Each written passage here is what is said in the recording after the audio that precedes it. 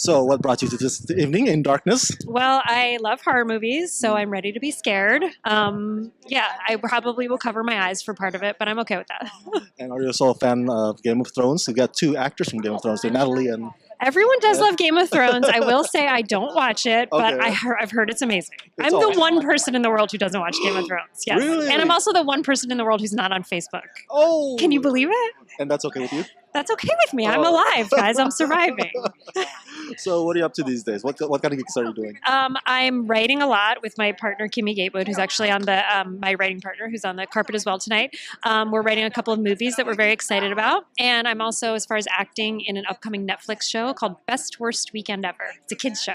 Man, Netflix always busts out like Oh, yeah. every week. They're just like boom, boom, boom. Yeah, Can't keep up. exactly. Hi, I'm a huge fan of Glow. Hi, You have no idea. My friend told me to watch it. I binge watched the whole thing like in one night, in one sitting. oh, that's awesome. It's very easy. It's only 30-minute episodes, so you can Yeah. kind of like crank through it pretty quickly. And it's amazing how in the midst of the comedy, there's heart, and you actually sympathize with these girls.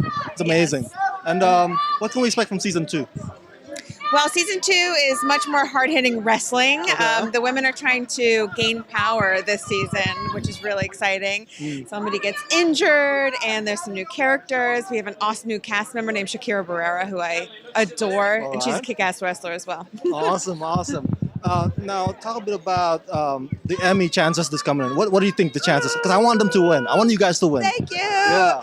I hope that we win. I hope we get nominations so that we can be on the air for 7 more seasons. Oh. So we can be wrestling, until we're in our 50s. Before you enjoy the evening, gotta ask about the 80s get up. How difficult it is to put that on every, setting? Well, it's like an hour of hair, an hour of makeup, and they shave this side of my head, Ouch. and then, dye that black, and this is blonde. Oh. There's nothing hard about it. It's so fun, but it It was is. fun. Yeah. It's a lot of spandex, a lot of dealing with what's showing and what's not showing. What are some of the thrillers out there that you adopt the style for In Darkness? Ooh, we watched a lot of Hitchcock movies. We watched Rear Window and Marnie were two that we kept going back to. Love them. Clute. Denis Villeneuve's Prisoners was one that we came to kind of late in the process because we'd already written the script, but that was a movie that we really loved. The Conversation. What else did we look at? Older movies from the 40s like Laura and Leave Her to Heaven. I'm a big Gene Tierney fan. Some wine, some cheese. Yeah, there was lots of others. Tell No One, which is a great French thriller. Oh my God, loved that movie. So with a movie like this, though, with a lot of twists and turns, how do you keep it under-lit for the audiences? Or do you give breadcrumbs along the way? I think there's lots of breadcrumbs along the way, and that's the challenge of kind of writing movies like this. You're challenging yourself, but you're also trying to create an experience for the audience, and it's building layer upon layer upon layer. And maintaining all of those pieces of the puzzle until the very end. And if you can do that successfully and draw the audience in, then it becomes more of an experience for the viewer. And it was really for myself and Nat to make a movie that we both wanted to watch. And that was all we wanted to do. I say that was all we wanted to do. It's really hard to then go and execute that.